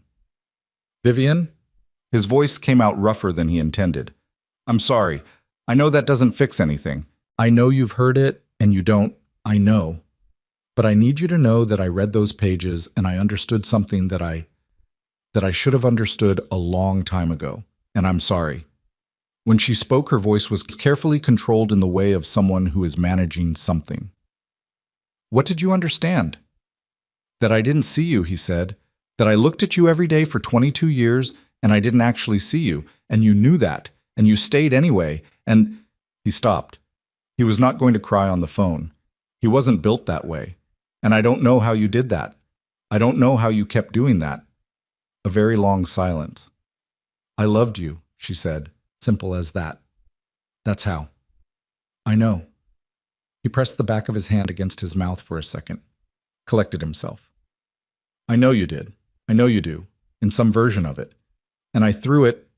He couldn't finish that sentence. I need to ask you something. Ask? The audit findings. Whatever you decide to do with them. He stopped, tried to put it together in a way that wasn't just self-interest, because this was not just self-interest, or it wasn't only that. The people at the company, Marcus, the staff, the people who had nothing to do with any of the financial decisions, I need to know they'll be protected. She was quiet for a moment. When she answered, something in her voice had shifted slightly. Not warmer exactly, but less guarded. They will be, she said. I've been clear about that with the auditors and with my attorneys. Whatever findings get referred, the focus is on the decision makers, not the employees. Thank you. Don't thank me for that. I was going to do it regardless. He knew she was. That was why he'd asked. Not because he needed reassurance, but because he wanted her to know he'd thought about them. That he was at least capable of thinking about people other than himself. Adrian. Her voice was quiet. Don't come back to the property. I won't. I mean it. I know. He paused. Vivian. Is there any? No, she said. Before he could finish the question, gentle but final, the way a door closes when someone is done leaving. No. He let the question die. The SEC referral came in December. Not from Vivian directly. The Ashford office provided the audit findings to the company's board, and it was the board, advised by outside counsel and conscious of their own fiduciary exposure, that made the referral to the Securities and Exchange Commission. Donna had seen it coming for 2 weeks and had prepared Adrian as well as she could, which meant she had told him the truth clearly and given him time to absorb it, and had not pretended the odds were better than they were. The investigation moved with the methodical thoroughness of federal processes, which is to say it moves slowly and then, at a certain point, very fast. There were requests for documents, which Donna managed. There were interviews, which she attended with Adrian, and during which she interjected with the frequency of a woman who has sat in these rooms before and knows exactly which questions need a lawyer's interruption. There was a period of several weeks during which nothing visible was happening and everything was happening. Adrian sold the Bentley in January, not because he had to. The personal settlement from the divorce, finalized in early December, had left him with liquid assets sufficient to maintain a reasonable life for several years without the income he was no longer drawing from the company. He sold it because he needed to do something concrete, something that cost him something visible, and also because he was 41 floors up in a furnished corporate apartment, and a Bentley had stopped making sense as a representation of who he was. He bought a used Volvo. Marcus sent him a text that said only, "Didn't see that coming." He appreciated the normalcy of it.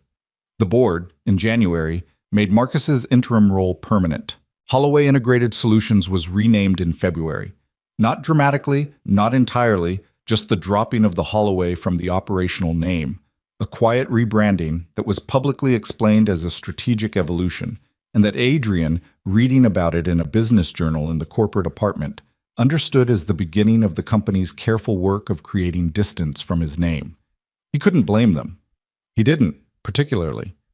The SEC enforcement action was formally filed in March. Donna called him at 8 in the morning. He was already awake.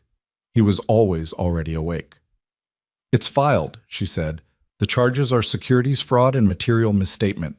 There are 3 specific counts tied to the earnings management pattern the audit identified." "What are we looking at?" he asked. "We're going to fight 2 of the 3 counts. One is defensible on intent grounds. The documentation is ambiguous enough that a jury could go either way. The other 2, she paused. "I want to be straight with you, Adrian. The other 2 are going to be very hard." "How hard?" "The kind of hard where I think we should start talking about a negotiated plea on those 2 counts in exchange for prosecutorial discretion on the 3rd. He sat with that. "Prison," he said. "Most likely some custodial time, yes. Depending on the negotiation and the judge, we might be talking 18 months to 3 years. Minimum security." She said the last part not to soften it, but because it was accurate information. He didn't say anything for a long moment. Outside the corporate apartment window, Stamford was doing its ordinary March thing. Gray sky, naked trees, people moving below on the sidewalks with the purposeful hunch of people who are cold and have somewhere to be. Okay, he said. Okay, you understand, or okay, you want to pursue the negotiation? Both, he said. Let's start talking. The plea negotiation took 11 weeks. During that time, Adrian was largely invisible in the business press, which was its own strange experience for a man who had spent 20 years carefully managing his public presence. He did not give interviews. He did not issue statements. He went to meetings with Donna and her team. He reviewed documents. He did the work of assembling an honest account of decisions he'd made that he was now going to have to stand up in a courtroom and acknowledge. He was also, during those 11 weeks, going to therapy for the first time in his life. He had started in February because the sleep was genuinely not improving, and his doctor had been direct with him about what sustained sleep deprivation does to cognition and decision-making. The therapist was a man named Dr. Warren Chen, 60, who had an office in Greenwich and who had worked with executives his entire career, and who had, this was the thing that made it possible for Adrian to keep going, absolutely no interest in making Adrian feel better about himself. He was interested in making Adrian more accurate about himself. That was different, and harder, and more useful than anything Adrian had expected. You keep using the word betrayal, Dr. Chen said, in one of their early sessions, when you talk about what you did to her. That's what it was, Adrian said. Maybe, but betrayal implies you knew what you were doing and did it anyway. Did you know? Adrian thought about it, genuinely thought about it, which was the thing Dr. Chen consistently demanded. I knew something, he said. I knew I was doing something that didn't honor her the way she deserved. I just didn't look at it directly. Why not? Because if I looked at it directly, I'd have to change it. And changing it would mean... He stopped. Mean what? Mean admitting that the story I was telling about myself wasn't the whole story. He looked at the bookshelf behind Dr. Chen's desk. And I wasn't ready for that. And now? Now I don't have the option of not being ready. Dr. Chen nodded. What's the difference between that and just being forced to face something you'd rather avoid? I don't know, Adrian said. Maybe nothing. Maybe the only difference is whether you fight it. He was not fighting it. That was the choice he'd made, somewhere between the floor of Vivian's study and the plea negotiation in the Volvo. He was not fighting the facts of what he'd done and what had come from it. He couldn't afford to fight it financially, and he couldn't anymore afford to fight it in the deeper sense, the sense of continuing to run the same story in his head about who he was and what he deserved. The plea agreement was finalized in May. 2 counts of securities fraud acknowledged. Sentencing was set for July. Donna had negotiated well. The prosecutorial recommendation was 22 months, minimum security facility in Connecticut. With good behavior, he'd serve 14 to 16 months. He told Marcus. He told 3 other people, his college roommate, who was one of the few people from his before-money life who had stayed, who said, I'm sorry, man with the particular warmth of someone who means both parts of that. His sister in Ohio, who said I'll visit with a practicality that made him more grateful than a longer response would have. And Dr. Chen, who said, how are you feeling about it, in a way that managed not to be irritating. He did not call Vivian. He had kept his promise about that. Not coming back, not asking the question she'd already answered. He heard about her occasionally through the kind of financial press that followed the Ashford family office's decisions. There was a brief item in a real estate publication about a property, reclamation, and a planned renovation in Fairfield County. There was a mention in a philanthropy newsletter of a new initiative associated with the Ashford family office focused on arts education. He read these things the way you read news about a country you once lived in, with the particular combination of familiarity and distance that comes from knowing a place without belonging to it anymore. In June, a month before sentencing, a letter arrived at the corporate apartment. No return address, but the handwriting on the envelope was familiar enough that he stood in the mailroom for a moment before he opened it. Inside was a single page. Her handwriting, brief. Adrian, I heard about the plea. I'm not glad about what's coming for you. I want you to know that. Whatever you do at the time, I hope you use it. You were always better than the version of yourself you chose to become. Maybe now you'll find out if that's still true. V. He folded it. put it in his jacket pocket, carried it there for the rest of the day, through a meeting with Donna and a session with Dr. Chen and a quiet dinner alone in the corporate apartment. He didn't respond to it. There was nothing to respond to. It wasn't a letter that wanted a response.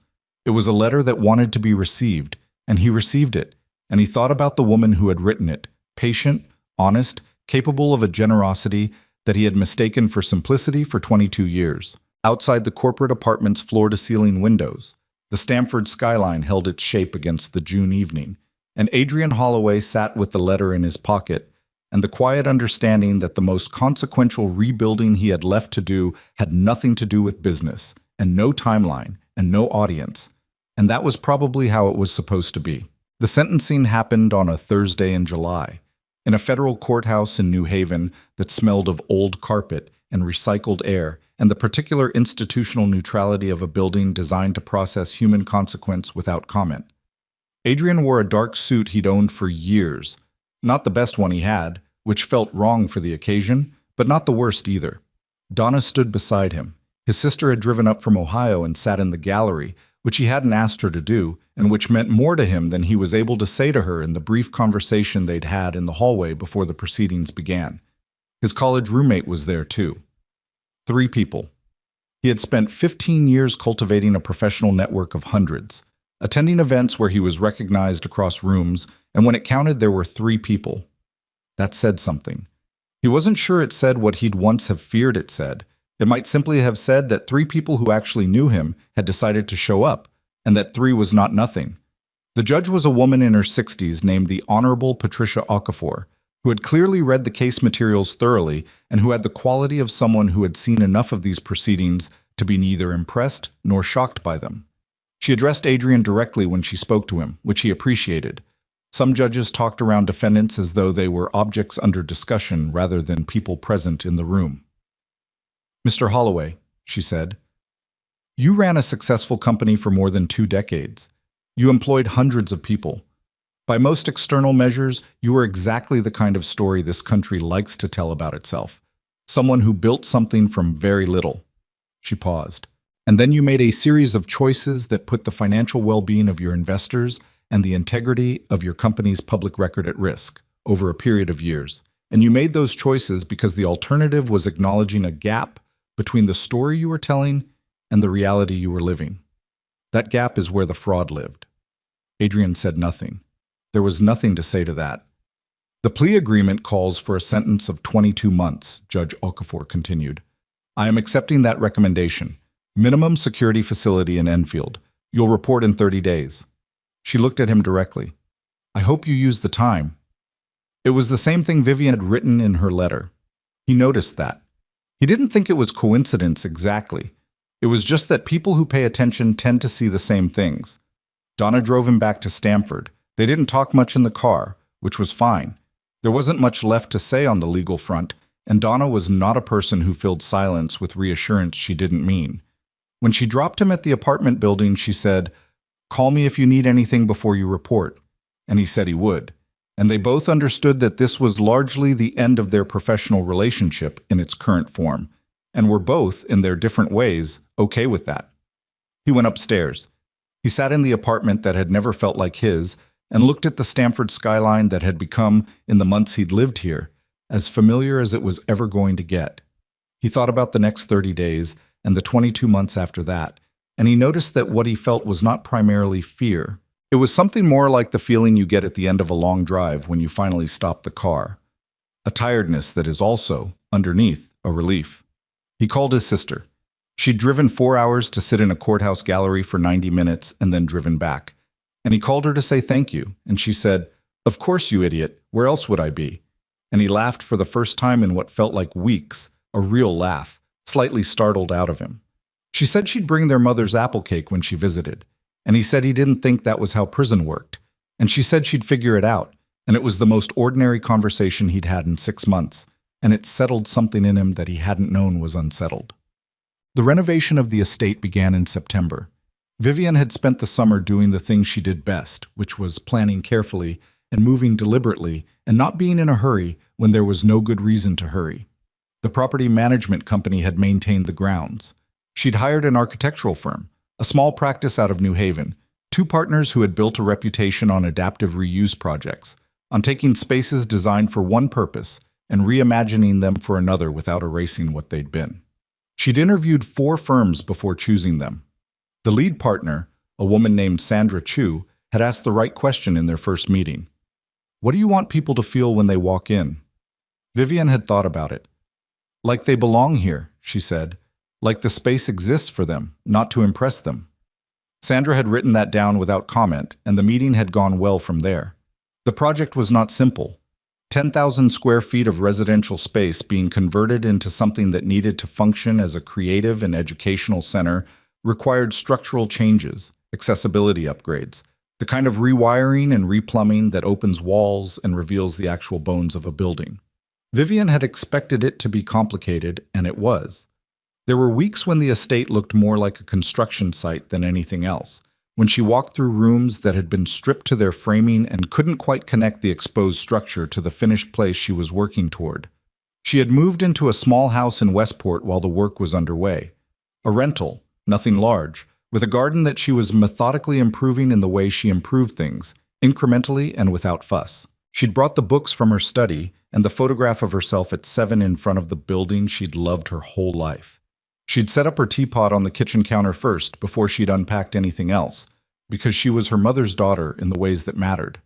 Carter Webb called her on a Tuesday in October to walk through the third quarter financial summary for the family office. She listened to the figures with half her attention, and with the other half watched a cardinal work its way through the bare branches of the garden's one large oak. The office was performing well. It always performed well, because the people managing it were very good, and because the Ashford approach to capital, patient, and diversified and structurally disciplined was not the kind of approach that generated exciting quarters, but was exactly the kind that generated sound decades. The Holloway asset portfolio restructure is complete, Carter said, toward the end of the call. The equity positions have been redistributed across 4 vehicles. There shouldn't be any further visibility issues. Good, she said. The company, the renamed entity, is showing stable performance under the new management structure. The Q3 numbers are solid. I'm glad, she said. And she was. She had genuinely been glad when she'd seen the early reports on the company's performance under Marcus's leadership. Not glad in the complicated way, not as vindication of anything, just straightforwardly glad that the hundreds of people who worked there still had jobs, and that the thing at its core was functional. One more item, Carter said. We received a communication from the facility in Enfield, from Mr. Holloway. It was addressed to the family office, formally, requesting that any correspondence regarding the dissolved financial instruments be directed to his attorney during the period of his incarceration. A pause. It was a very correctly formatted letter. Vivian looked at the cardinal. Acknowledge it through legal, she said. Make sure his attorney has everything they need. Of course. Another pause. How are you, Vivian? Actually? She considered the question. Carter had worked for the family office for 19 years, and he was one of the few people in her professional life who asked it and meant it. I'm okay, she said. Some days better than others. That's honest. I'm practicing being honest. She watched the cardinal find what it was looking for and settle. It's harder than it sounds. The Ashford Center for Arts and Innovation opened its doors on the first Saturday of April, 8 months after renovation began, and 3 months before Adrian Holloway's release from the Enfield facility. The opening was not a gala. Vivian had specifically declined to make it a gala because galas were for the kind of occasion where the point was to be seen having done something, and the point here was simply to open the doors and let the thing be what it was going to be. There were people there, the architectural team, the family office staff, the first cohort of program participants, some people from the local arts community, a handful of journalists who had been invited with the explicit understanding that they were there to cover the center and not Vivian's personal narrative. The building had been transformed in ways that preserved what it was and changed what it meant. The marble foyer was still marble, but the chandelier had been replaced with a modular lighting system that could accommodate performances and exhibitions.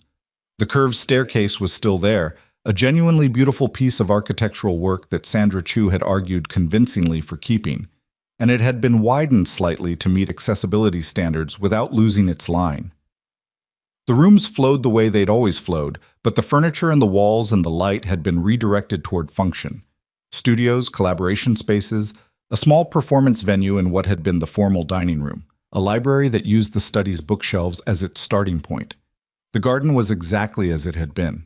Vivian had asked for the garden to be maintained and improved, but not redesigned. It was her garden, the one she'd spent 8 months planning with a landscape architect, and it was good, and it didn't need to be anything other than what it was. She stood at the back windows in the morning before the opening, coffee in hand, a habit she'd kept from her quieter version of herself, the stovetop percolator, the ceramic cup, and looked at the garden in its April state, the early green of things returning, the deliberate structure of beds that were just beginning to fill in, the oak at the eastern edge that had survived the renovation period with its dignity intact. Sandra Chu came to stand beside her. "How does it feel?" she asked. Vivian thought about it the same way she'd thought about Carter's question, the same way she was trying to think about most things, actually, rather than reflexively. "Like something that was only supposed to be one thing became something better," she said. Sandra nodded. She didn't push for more than that. The first cohort of program participants arrived at 10.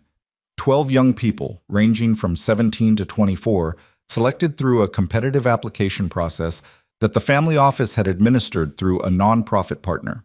Artists, mostly. A photographer, 2 painters, a musician, a young woman who made documentary films on her phone with a seriousness of purpose that had been evident in her application materials, but also 2 young engineers who had applied for the innovation track and whose projects, shown to Vivian in the application review, had the specific rough-edged promise of ideas that hadn't yet been polished into what they were going to become. She met each of them individually during the morning, not formally, not at a reception table. She walked through the spaces and found them looking at things and asked them what they saw. It was the kind of question that told you a lot about a person. Some of them gave polished answers, the kind of answer you give when you think you're being evaluated. Some of them just told her what they actually noticed, straight and unguarded, and those were the ones whose applications she'd remembered most clearly. The young filmmaker whose name was Rosa and who was 19 and from Bridgeport stood in the performance space looking at the ceiling with her phone held up at an angle she wasn't using to film anything, just using as a viewfinder for her own consideration. "What are you seeing?" Vivian asked. Rosa lowered the phone. "The way the light comes from that northwest window. It's going to do something interesting in the afternoon. Like, the shadow line is going to move across the stage in a way that would change the whole feeling of a scene." She looked at Vivian. "Is that a weird thing to notice?" "It's the right thing to notice," Vivian said. Rosa smiled, quick, unselfconscious, the smile of someone who has not yet learned to be guarded about being right. "Are you the one who designed the space?" "I worked with an architect. The bones of the building are older than either of us." "What was it before?" Vivian considered how to answer that. "Somebody's idea of themselves," she said. "We made it into something for other people." Rosa looked at her for a moment with the considering quality that some 19-year-olds have, the ones who are going to be interesting adults. "That's a better use," she said. It was. It was a better use, and Vivian knew it, and standing in the performance space of what had been her dining room. While a 19-year-old filmmaker noticed the afternoon light, she felt something settle into place that had been slightly out of position for a very long time. Not happiness exactly. Happiness was too simple a word for what she'd been working through this past year. Something more like rightness. The specific rightness of being in the correct place, doing the correct thing, which sounds simple and turns out to be quite rare. She heard from Adrian twice during the months before his release. The first time was a brief letter, correctly formatted, as Carter had noted, directed through attorneys and addressed to the family office rather than to her personally. It acknowledged the management of the dissolved instruments, thanked Donna Price on his behalf for ensuring the transition documentation was clean, and contained one sentence at the end that was not legal language. "I hope the project is going well." That was all. She read it and thought, he's learning to take up the right amount of space. Not too much, not absent, just the right amount. The second time was a message through his attorney in February asking whether there was a procedure by which a private individual could donate to the Ashford Center's program fund. His attorney specified that the inquiry was personal, not connected to any of the ongoing financial resolutions. He was asking as a person, not as a former stakeholder. She thought about it for 3 days. Then she called his attorney and said yes, there was a procedure, and here was the information, and the donation would be received and used for program support like any other. She did not know how much he donated. She didn't ask. The amount didn't matter. It wasn't about the amount. It was about the fact that a man who had spent 20 years accumulating things for himself had found, somewhere in a minimum security facility in Connecticut, the capacity to give something to a place he would never again be part of. That was not nothing. She didn't make more of it than it was, but she didn't make less of it either. The center's spring session ran from April through June. 12 participants became, through word of mouth and a modest but effective outreach effort, the foundation for a fall cohort of 20. The family office's communications team had documented the opening with a restraint Vivian had insisted on, photographs of the spaces and the participants' work, not photographs of Vivian standing in front of things looking meaningful. She had no interest in being the face of a place that was supposed to be about other people's faces. A local arts publication ran a piece in May under the headline, "From Estate to Open Door, the Ashford Center's First Season." The journalist, a woman named Petra Hollis, who had covered the Fairfield County art scene for years, had done the thing good journalists do. She'd actually been in the building multiple times over the course of the spring, had talked to the participants, had understood the project on its own terms before writing about it. The piece was good. It mentioned Vivian by name and quoted her briefly, and then moved on to the people in the work, which was exactly the proportion Vivian would have wanted. The piece did not mention Adrian. That was appropriate. He was not part of this story in any active sense. He had been part of the conditions that produced this story. The divorce, the reclamation, the forced reckoning with what the estate was and what it could become. But the story itself was not about him, and Petra Hollis understood that, and Vivian was grateful for the understanding. She was asked about him once, during the spring, by a reporter who was not Petra Hollis and who was fishing for a narrative that was simpler than the actual one. "Is the center in any way a response to your divorce from Adrian Holloway?" the reporter asked. Vivian looked at him with the patience of a woman who has spent a lifetime not saying everything she thinks. "The center is a response to a piece of land and a building that could be used for something meaningful," she said. "That's the whole story." It was not the whole story. The whole story was considerably longer and more complicated and contained things that were no one's business but hers. But it was a true thing inside the whole story, and that was enough for a reporter who had not earned the longer version. Adrian was released on a Tuesday morning in early October. His sister drove up from Ohio to collect him. He had asked her not to, and she had listened to his reasoning politely and then driven up from Ohio anyway, because she was his sister, and that is what sisters do when you need them to stop being polite about it and just show up. He looked thinner. She told him so in the parking lot of the facility, which was surrounded by the kind of ordinary institutional landscaping, small maples, a chain-link border, a parking lot that was just a parking lot, that would probably never feel ordinary to him again. He said he knew, and that he was working on it. She handed him a container of their mother's apple cake through the car window, which she'd managed by calling the facility 3 weeks in advance and navigating their specific procedures, because she was the kind of person who figured things out when she'd decided to figure them out. He ate a piece of the cake in the parking lot before they got in the car. She didn't say anything about that. She just waited. They drove back toward Connecticut. He had a sublet arranged in New Haven, a one-bedroom in a quiet neighborhood, nothing remarkable. He'd made the arrangements through his attorney months before, planning ahead in the way that people who have had everything stripped away learn to plan, carefully and without assuming that things will work out without effort. "What do you want to do?" his sister asked, somewhere on Route 91 with the October trees doing their complicated fall thing on either side of the highway. "I don't know yet," he said. "That's okay." "I have some ideas, nothing formed." "That's okay too." He looked at the trees. He had spent 14 months in a facility where the trees were visible through windows and fences, but not particularly accessible, and the ordinary fact of being in a car on a highway, with the windows rolled down slightly, and October air moving through was something he had not fully anticipated as meaningful, and that turned out to be very meaningful. "I called Dr. Chen," he said. "He has an opening on Thursdays." "Good. And there's a business ethics course. At UConn, they sometimes bring in practitioners to talk to graduate students. Someone reached out through my attorney about whether I'd be interested." He paused. "In talking about what I did." what the costs were, what I missed. His sister was quiet for a moment. And are you? Interested? I think so, he said. I think I have something useful to say about how a person convinces themselves that what they're doing is fine when it isn't, about how the story you tell about yourself can become a trap. He looked at the road. I don't know if they'll actually want me, but I think it's the right direction. It was the right direction, not because it was redemptive in some neat story-shaped way. Life does not generally move in neat story shapes, but because it was honest work that used what he'd actually learned, and because it would require him to keep being accountable to what he'd done in a way that served something other than himself. That was what accountability was actually for, not the punishment, though the punishment had been appropriate. What accountability was for was what you did with what it taught you. He did not call Vivian when he got out.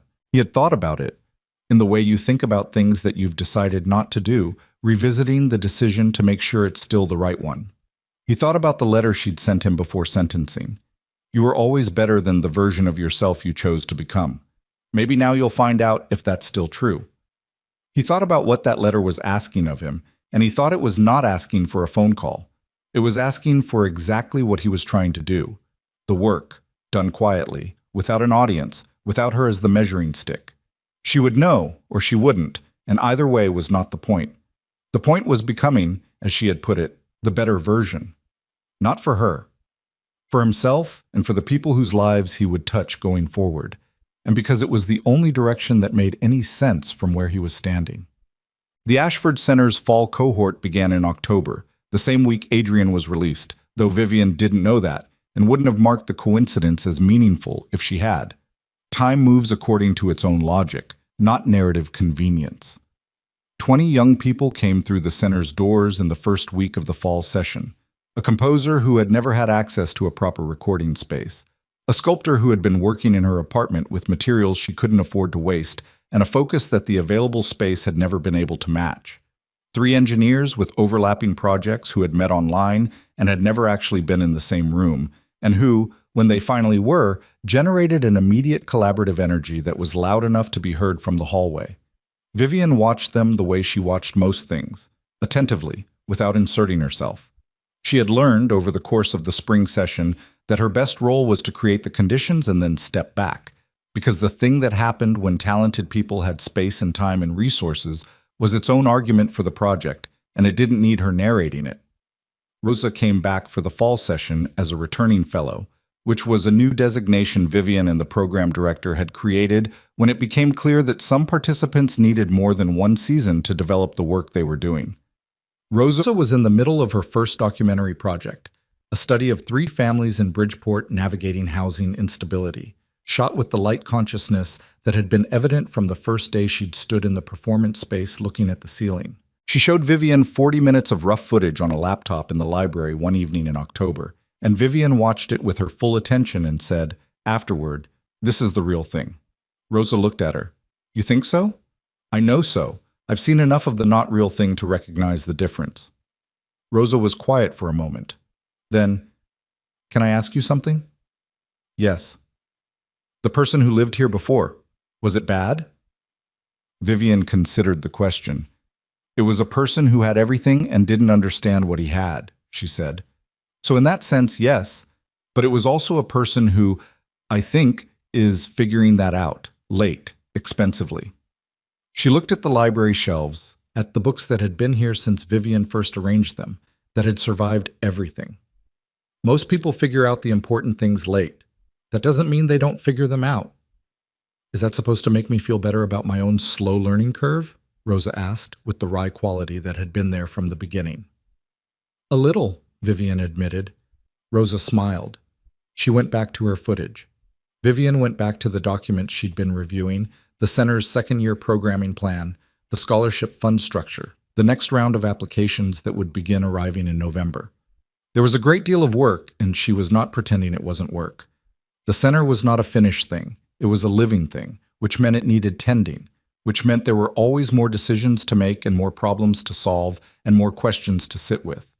She had always done her best work in the presence of questions she couldn't fully answer yet. That had not changed.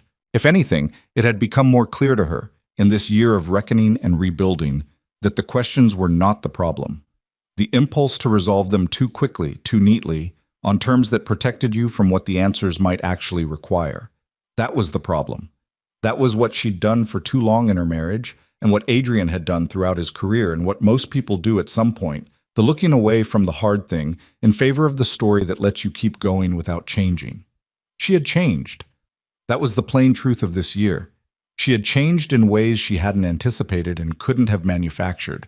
The kind of change that comes not from deciding to be different, but from having the architecture of a life dismantled down to its actual structure, and then choosing, one decision at a time, what to rebuild and what to leave behind.